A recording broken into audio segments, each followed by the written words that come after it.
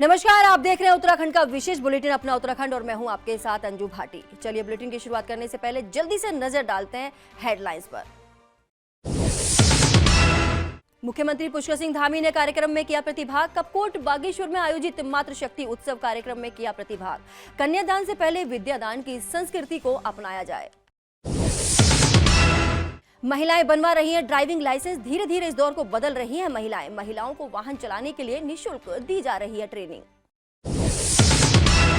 श्री राम के दर्शन के लिए बांटा गया निमंत्रण पत्र। बड़े ही जोरों शोरों से चल रही है मंदिरों में पूजा अनुष्ठान का कार्य। जय श्री राम जी के जयकारे भी गूंज रहे हैं खूब।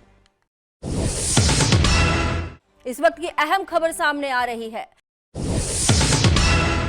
दिल्ली एम्स की दूसरी मंजिल पर लगी आग। फर्नीचर और फाइलों को पहुंचा नुकसान। दिल्ली एम्स के टीचिंग ब्लॉक में सुबह आग लग गई। हालांकि आग लगने के कारण अभी पता नहीं चल सका है। दिल्ली अग्निशमन सेवा के अनुसार गनीमत रही कि इसमें किसी के हताहत होने की सूचना नहीं है। सूचना पर पहुंचे दमकल कर्मियों ने आग पर काबू पा लिया।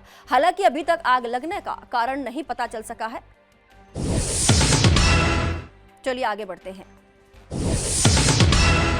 मुख्यमंत्री पुष्कर सिंह धामी ने कपकोट बागेश्वर में आयोजित मातृशक्ति उत्सव कार्यक्रम में प्रतिभाग किया। इस दौरान उन्होंने 37 योजनाओं का लोकार्पण और शिलान्यास किया, जिसमें से 11 योजनाओं का लोकार्पण, 26 योजनाओं का शिलान्यास किया गया।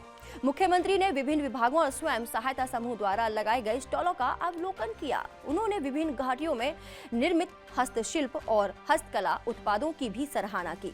मुख्यमंत्री ने स्वयं भी तांबे के बर्तन में कलाकृतियां और रिंगाल की टोकरी भी बनाई। उन्होंने सशक्त मातृशक्ति सशक्त उत्तराखंड के तहत मातृशक्ति का पूजन भी किया।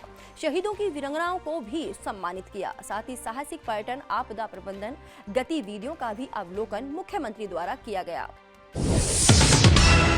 उन्होंने कहा, चलिए ब्याह कोतिक कार्यक्रम में अपार संख्या में उपस्थित सभी माताओं और बहनों को प्रणाम करता हूं। बागेश्वर जिले के 99 करोड़ 77 लाख रुपए की लागत से विभिन्न योजनाओं का लोकार्पण और शिलान्यास किया। ये योजनाएं बागेश्वर जनपद के विकास में मील का पत्थर साबित होंगी और आने वाली पीढ़ियों को भी इसका लाभ मिलेगा। आज देश भर में स्वयं सहायता समूह से जुड़कर महिलाएं आत्मनिर्भर बन रही हैं। उत्तराखंड में भी महिला स्वयं सहायता समूह की बहनों ने प्रत्येक क्षेत्र में अभूतपूर्व कार्य किया है। राज्य सरकार प्रदेश में महिलाओं को मजबूत और आत्मनिर्भर बनाने के लिए कई कार्य किए गए हैं, जिसके परिणाम सबको दिखने भी लगे हैं। मुख्यमंत्री ने कहा कि सुविधा के साथ सुरक्षा भी का सिद्धांत अपनाकर महिला सशक्तिकरण के क्षेत्र में क्रांतिकारी बदलाव किए हैं। प्रधानमंत्री जी के नेतृत्व में गांव-गांव में महिलाओं को घर, शौचालय, गैस, बिजली, पानी जैसी मूलभूत सुविधाओं से जोड़ा जा रहा है। बेटियों की शिक्षा, स्वास्थ्य, पोषण, टीकाकरण और दूसरी आवश्यक जरूरतों पर भी सरकार पूरी तरह संवेदनशीलता से निरंतर काम कर रही है। अमूमन तौर पर पुरुषों द्वारा वाहन चलाना देखा जाता है, लेकिन अब धीरे धीरे महिलाएं इस दौर को बदलते हुए नजर आ रही हैं। आपको बता दें कि राजधानी देहरादून के आरटीओ कार्यालय में बीते साल 2023 में पहले के मुकाबले काफी ज्यादा महिलाओं द्वारा ड्राइविंग लाइसेंस बनवाने के आवेदन किए गए हैं। इस बात को लेकर देहरादून के आरटीओ शैलेश तिवारी ने कहा कि वर्ष 2023 में 8,500 ड्राइविंग लाइसेंस बने, जिनमें से 2,000 से अधिक लाइसेंस महिलाओं के हैं। साथ ही उन्होंने कहा कि परिवहन विभाग द्वारा महिलाओं को वाहन चलाने को लेकर निःशुल्क ट्रेनिंग भी दी जा रही है और हमारा यह प्रयास है कि आगे चलकर महिलाएं टैक्सी भी चलाएं। पौड़ी स्थानीय विधायक राजकुमार पौड़ी ने जिलाधिकारी गढ़वाल डॉक्टर आशीष चौहान से जिलाधिकारी कार्यालय कक्ष में बैठक कर शहर की विभिन्न समस्याओं पर चर्चा की। स्थानीय विधायक ने पौड़ी नगर की पार्किंग, पेयजल, कूड़ा निस्तारण, बस स्टेशन की साफ सफाई, शहर में अवैध अतिक्रमण हटाने सहित अन्य मूलभूत सुविधाओं को लेकर चर्चा की। बैठक में पुलिस विभाग, लोनीवी नगर पालिका अधिकारियों समेत विभिन्न संगठनों के पदाधिकारी उपस्थित रहे। माननीय विधायक जी के स्तर पर एक पत्र प्रेषित किया गया था, उसमें कुछ सुझाव दिए गए थे। तो उसी क्रम में चूंकि एडमिनिस्ट्रेशन अभी नगर पालिका से रिलेटेड सारे अफेयर्स को देख रहा है, तो उसी क्रम में एसडीएम, ईओ नगर पालिका, पुलिस विभाग और अन्य संबंधित विभागों और संभ्रांत नागरिकों के साथ में बैठक आहूत की गई। इसमें मल्टीपल इश्यूज पे बात की गई, जिसमें पार्किंग के स्पेसेस को बेटर तरीके से काम में लिया जाना है या कुछ पर्टिकुलर जगह पे इंक्रोचमेंट्स हैं जिनके कारण से एक कॉमन पब्लिक इंटरेस्ट अफेक्ट हो रहा है, तो उन सारे एस्पेक्ट्स को लिया गया। तो एक मीनिंगफुल मीटिंग आज हुई है। इस बैठक में नगर के सभी लोग थे और व्यापार संगठन के लोग थे, वरिष्ठ लोग थे, पौड़ी संघर्ष समिति के लोग थे, और उसमें पौड़ी के जो सामाजिक सेवक, उस सामाजिक क्षेत्र में जो काम करने वाले लोग, ऐसे लोग थे। तो ये बैठक सिर्फ इसलिए थी कि नगर में जो जिन चीज़ों की हमें कमी दिखी, उन चीज़ों पर चर्चा की गई, उन बिंदुओं पर चर्चा की, जिसमें कि पार्किंग की व्यवस्था, नगर में जो सड़कें हैं उनको ठीक ठाक करने की व्यवस्था, जो नगर में बस अड्डा बना है उसको जयानंद भारती के नाम से घोषणा करना, और उस पर जयानंद भारती जी की मूर्ति को स्थापित करना, उसकी छत पर जो है पार्क डेवलप करना, और जो टैक्सी के पुराने पॉइंट थे उनको सुचारू रूप से पुनः उन्हीं जगह से सुचारू रूप से चलाने की व्यवस्था करना,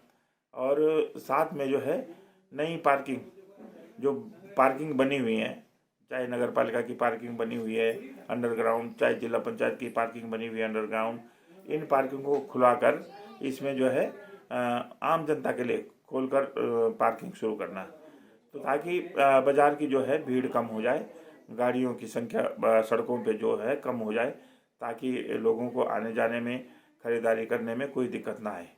तो इन मुद्दों पर ये बैठक थी, और कुछ ऐसी बातें भी रखी गई जैसे हाउस टैक्स का मामला है कि इसमें अन्य भिन्नताएं हैं, कुछ लोगों पे कम पड़ता है और कुछ लोगों पे ज़्यादा पड़ता है, ये क्यों, ऐसा क्यों है, इस पर भी बात की गई, और इसको जल्दी जो है सॉर्ट आउट हो जाएंगे ये सारे बिंदुओं पे, और जल्दी ये कार्रवाई होकर नगर की व्यवस्था सुधारने की बात कही गई है। इस संबंध में जिलाधिकारी ने अपने अधिकारियों को आदेश दिए हैं, एसडीएम को भी और नगर पालिका ईओ को, और अन्य अधिकारियों को भी, पीडब्ल्यूडी, अन्य जो भी अधिकारी वहाँ उपस्थित थे सभी को आदेशित किया है कि एक बार पूरे बाजार का भ्रमण करके, और जो स्थानों पे जो बिंदुओं पे चर्चा हुई है इन कार्यों को करना है, तो उनको देखकर और सामाजिक कार्यकर्ताओं को साथ लेकर, अकेले भी नहीं जाएंगे अधिकारी, किसी न किसी व्यक्ति को साथ ले जाएंगे और उनका निरीक्षण करके उसके बाद उन पर कार्रवाई करेंगे। खबर जनपद उधम सिंह नगर के जसपुर से है, जहां सावित्रीबाई फुले के जन्मदिन के अवसर पर प्रगतिशील महिला एकता केंद्र और प्रगतिशील भोजन माता संगठन के कार्यकर्ताओं ने एक जुलूस निकाला और उप जिलाधिकारी जसपुर को अपनी समस्याओं से संबंधित ज्ञापन सौंपा और अपने और शासन के स्तर से समस्याओं के निराकरण की बात कही। वहीं प्रगतिशील महिला एकता केंद्र की कार्यकर्ता शाहिस्ता ने बताया कि भोजन माता लंबे समय से संघर्ष कर रहे हैं। पूर्व शिक्षा मंत्री द्वारा कहा गया था कि भोजन माता का मानदेय 5,000 रुपए किया जाएगा, लेकिन अभी तक घोषणा अधर में लटकी हुई है। कुछ स्कूलों में भोजन माता अभी भी चूल्हे पर खाना बनाने को मजबूर हैं और खाने के साथ साथ उनसे टॉयलेट और फील्ड भी साफ कराया जाता है। हमारी मुख्य मांग है कि भोजन माता को स्थायी किया जाए और जो घोषणा की गई थी 5,000 रुपए की उसे तत्काल लागू किया जाए और भोजन माताओं को स्थायी भी किया जाए और न्यूनतम वेतन 15,000 रुपए किया जाए। इसको लेकर उप जिलाधिकारी को ज्ञापन दिया गया है और अगर हमारी मांगे नहीं मानी जाती हैं तो आगे यूनियन एक्शन लेगी। भोजन माता संगठन जो है लंबे समय से संघर्ष कर रहा है और जो है वो आज जो है अपनी मांगों को लेकर यहाँ पर आया हुआ है। पूर्व शिक्षा मंत्री ने ये बात करी थी कि हम तत्काल जो है 5,000 रुपये लागू करेंगे। वो मांग भी जो है जो घोषणा की थी वो भी अभी तक अधर में लटकी हुई है। फिर और स्कूलों में, बहुत सारे स्कूलों में अभी भी जो है भोजन माताएँ जो है चूल्हे पे खाना बनाने को मजबूर हैं और उनके अलावा जो भोजन बनाने का जो उनका काम है उसके अतिरिक्त भी उनसे काम कराया जाता है, चाहे फील्ड साफ़ कराना हो, टॉयलेट साफ़ कराना हो या उसके अलावा भी बहुत सारे काम है जिसमें भोजन माताओं को लगाया जाता है। और वह यह है कि हमारी जो मुख्य मांगे हैं कि भोजन माताओं को स्थायी किया जाए और जो तत्काल जो घोषणा की गई थी उसको जो है तत्काल लागू किया जाए, 5,000 रुपये की जो मांग थी। और दूसरी है कि हमारा न्यूनतम वेतन जो है 15,000 लागू किया जाए और भोजन माताओं को स्थायी किया जाए। इस समय हम जो है एसडीएम कोर्ट आए हैं, एसडीएम साहब को ज्ञापन देंगे भोजन माताओं के साथ और आज की हम यही कार्रवाई करेंगे। यूनियन उसमें एक्शन लेगी। अगर इस तरह की चीज़ें नहीं होती हैं तो बाकी हमारा जो है जगह जगह प्रदर्शन होते रहते हैं और यह अगर ऐसा होगा तो फिर आगे और दूसरी कार्रवाई करेंगे। जोशीमठ देवानगरी में 22 जनवरी को अयोध्या में श्री राम लला के मंदिर के प्रथम तल का उद्घाटन होने के शुभ अवसर पर लगातार सभी मंदिरों में पूजा अनुष्ठान का कार्य बड़े ही जोरों शोरों पर देखने को मिल रहा है। यहाँ तो लगातार राम भक्तों की टोली सभी प्रतिष्ठानों में जाकर लोगों को भगवान रामचंद्र के दर्शन के लिए निमंत्रण पत्र देते हुए देखे जा सकते हैं। बता दें कि आजकल जोशीमठ देवानगरी में कुछ दिनों से लगातार जय श्री राम जी के जयकारे भी खूब गूंज रहे हैं। बताया जा रहा है कि इस बार श्री राम लला के दर्शन के लिए जोशीमठ से एक टोली राम भक्तों की अयोध्या पहुंचेगी, जिसकी तैयारी में आजकल लगातार राम भक्त लगे हुए हैं।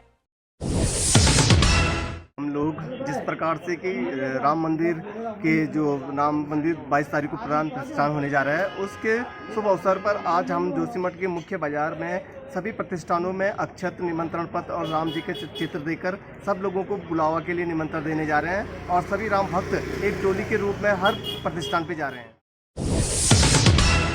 लोकसभा चुनाव 2024 के लिए कांग्रेस नेताओं ने अपनी दावेदारी शुरू कर दी है। नैनीताल उधम सिंह नगर संसदीय क्षेत्र से लोकसभा चुनाव में कांग्रेस के वरिष्ठ नेता डॉक्टर गणेश उपाध्याय ने प्रेस वार्ता करते हुए अपनी दावेदारी पेश की है। इस दौरान उनके समर्थन में पूर्व कैबिनेट मंत्री हरीश चंद्र दुर्गापाल सहित नैनीताल उधम सिंह नगर के कई कांग्रेसी नेता भी मौजूद रहे। राज्य आंदोलन में भी उनकी सक्रिय भूमिका रही।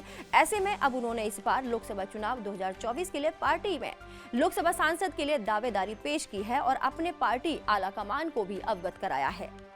डॉक्टर गणेश उपाध्याय का कहना है कि उन्हें अवसर मिला तो वह बीजेपी की जन विरोधी नीतियों को जनता के बीच में ले जाकर यह सीट कांग्रेस की झोली में लाकर दिखाएंगे।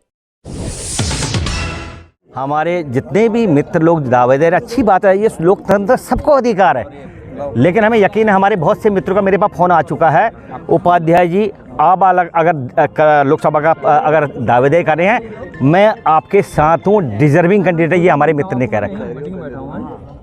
मुझे यकीन है सब लोगों की, जितने संगठन के लोग, सब लोगों की भी यही कहना है कि नया चेहरा आए, नया चेहरा आना चाहिए और आने वाले जिसमें विजन हो, सोच हो, दौड़ भागने की शक्ति हो, ये तमाम बातें सब लोगों को रखें, तो हमें यकीन इस बेस में हम कह रहे हैं। अच्छा, अरे मैं कांग्रेस का कार्य करता हूँ, 40 साल से लगातार निस्वार्थ भाव से काम करता हूँ, बिल्कुल मैं साथ दूंगा। मैं कैसी बात करते हैं हम। और दीपक बोल रहे हैं, दीपक भाई ने मेरे से कह दिया है, हमने तो उनसे कहा था आपको मिलेगा, हम आपके, उन्होंने कहा उपाध्याय जी आप डिजर्विंग कैंडिडेट, हम आपके साथ हैं, उनसे पूछ भी लीजिए। मेरे से उनको फ़ोन आए थे मेरे पास।